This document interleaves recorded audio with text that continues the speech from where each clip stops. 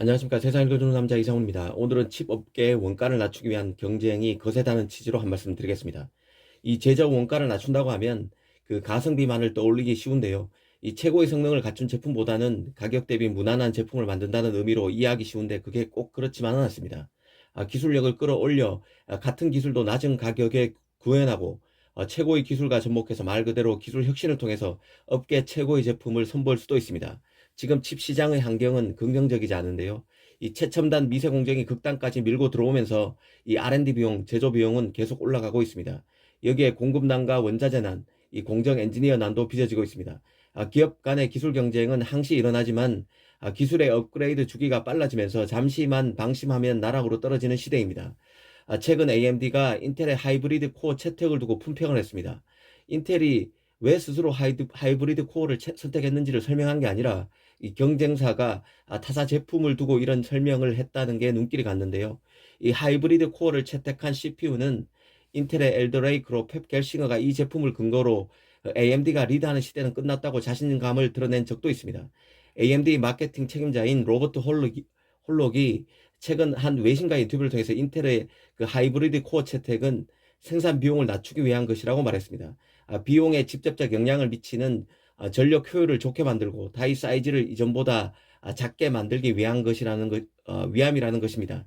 그 이전에도 말씀드렸지만 그 엘더 레이크의 가장 큰 특징은 하나의 CPU 패키지에 이 고성능 퍼포먼스 코어와 저전력 고효율 에피션트 코어가 함께 들어가 있다는 점입니다. 한마디로 하이브리드 형태의 CPU인데요. 이 강력한 처리 성능을 요구하는 자금은 퍼포먼스 코어가 처리하고 단순한 작업이나 명령어 등은 에피션트 코어가 따로 맡아 처리합니다. 이 때문에 시스템 전반의 소비 전력 대비 효율을 끌어올릴 수 있습니다.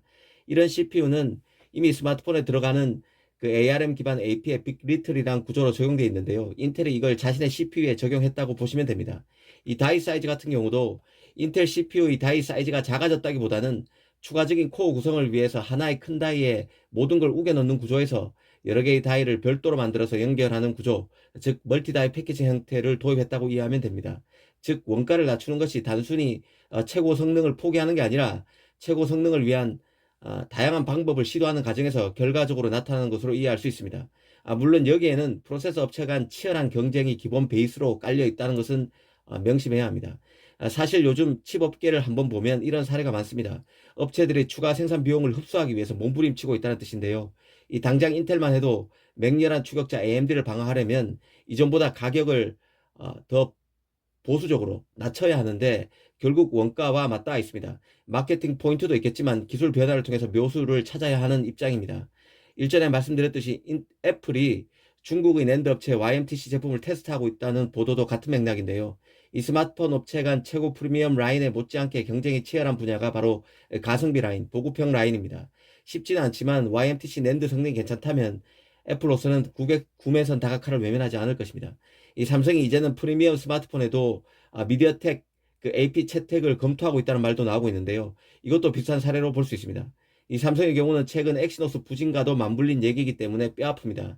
이 스마트폰 사업부도 엑시노스의 경쟁력이 처진다면 우리 편이라고 기존 그 엑시노스 탑재를 고집하기는 어렵습니다. 이 삼성으로서는 파운드리 부진도 생각해 봐야 할 문제인데요. 제조 파트인 파운드리에서 TSMC를 제대로 압박하면 팹리스의 원가 부담도 한결 덜 수 있습니다. TSMC 독주 체제가 무너질 수 있기 때문에 그렇습니다. 이 삼성이 IBM의 CPU 그리고 엔비디아의 암페어 GPU를 수주하고 디어 퀄컴의 최고 프리미엄 AP 라인을 수주하면서 이게 현실이 되는 것 같았는데요. 하지만 최근 다시 삼성이 잡았던 고객을 TSMC에 내주면서 팹리스의 고민도 덩달아 커지는 모양새입니다. 개발 비용은 눈덩이처럼 커지는데 이 파운드리 생산 라인을 미리 확보하기 위해서 여기서는 TSMC겠죠. TSMC 첨단 라인을 미리 확보하기 위해서 돈을 TSMC에 미리 줘야 하는 얹어줘야 할 판이기 때문에 그렇습니다. 그런 면에서 삼성의 분발이 원가 경쟁에서도 키가 되는 요인 중 하나라는 점을 인식할 필요가 있어 보입니다. 감사합니다.